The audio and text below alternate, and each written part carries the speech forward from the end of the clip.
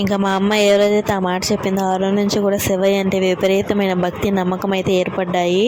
ఇంకా అప్పటి నుంచి కూడా నాకు ఏ కష్టం వచ్చినా సరే శివయ్య అంటే చాలు, ఆ కష్టం వెంటనే తీరిపోయేది.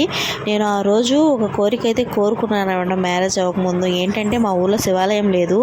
అప్పుడు శివయ్య మా ఊళ్ళో లేదు కదా, నువ్వు ఎక్కడైతే ఫేమస్గా ఉంటావో అక్కడ నా పెళ్ళి అయ్యేలా చూడు తండ్రి, నేను ఇప్పుడు నీ దగ్గరలోనే ఉండాలి, నీ దగ్గరకు వస్తూ ఉండాలి అని కోరుకున్నాను అనమాట. నేను కోరుకున్నట్లుగానే నాకు కాళహస్తిలో పెళ్ళి అయింది. మ్యారేజ్ అయిందనే కానీ శివయ్య మాకు దగ్గరగా ఉన్నాడనే కానీ నేను అసలు వెళ్ళడానికే కుదరడం లేదు. మ్యారేజ్ 4 years అవుతుండే 2-3 times మాత్రమే వెళ్ళాను అనమాట. నాకు నా మీదే కోపం వస్తుంది. ఇంకా పిల్లలు, ప్రెగ్నెన్సీ వీటితో సరిపోతుంది. పిల్లలు పెద్ద అయ్యాకన్నా శివయ్యని మంత్లీ ఒకసారైనా దర్శించుకోవాలని నా కోరిక. భక్తిగా పూజిస్తే ఏదైనా మనకి దక్కుతుంది.